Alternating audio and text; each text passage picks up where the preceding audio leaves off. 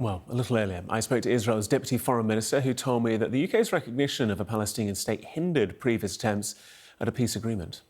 And we're not just releasing Palestinians. Many of them are convicted terrorists who have committed some of the worst crimes against humanity you can ever imagine, including murdering innocent children and women and men. And this is very difficult here for the Israeli society as well. It means that the families of the victims of those terrorist acts are seeing the people who perpetrated it being released back into society without any restrictions, without any remorse. And we know already that almost more than 60% of terrorists who were released from Israeli prison resume their terrorist activity.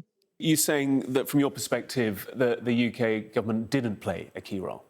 I have to say that it actually was playing the opposite role when we could have probably achieved, and this is not my word, this is Marco Rubio words, telling them, sitting on the room, knowing the parties and understanding where we're at, those actions that were taken by the government of the UK have actually pushed Hamas to embolden their position and to refuse a ceasefire already 2 months ago. I think that right now, the quiet that was given while the negotiation and to President Trump, that probably play a bigger role than what the government have done 2 months ago.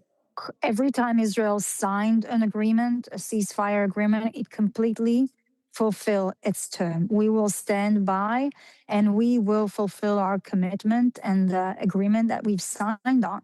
Unfortunately, Hamas is not a rational leadership or a sensible government. This is a terrorist organization. And like in the past, they actually violated time after time the ceasefire that were already in place. So too, your government broke the ceasefire on the 18th of March of this year, did it not? No, So that's why I asked the question on all sides. No, not at all. It's the same position like now. We have agreed for the first stage of the deal. Hamas hasn't accepted yet the second stage of the deal. We hope that Hamas will accept the second stage.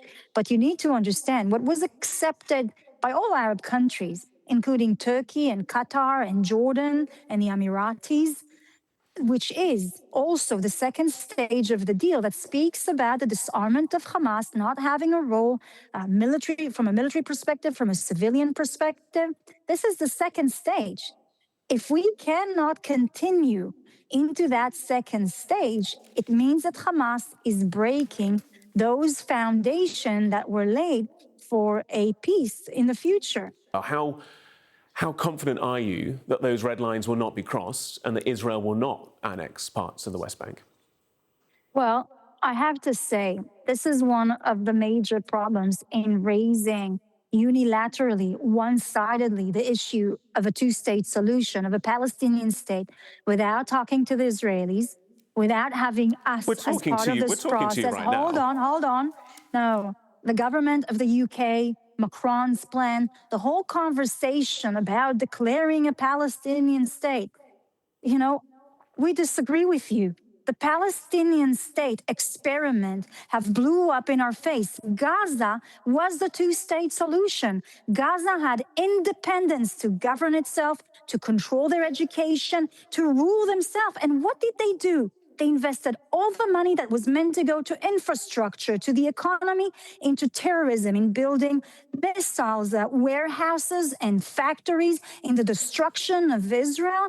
I mean, this is the reality of a Palestinian state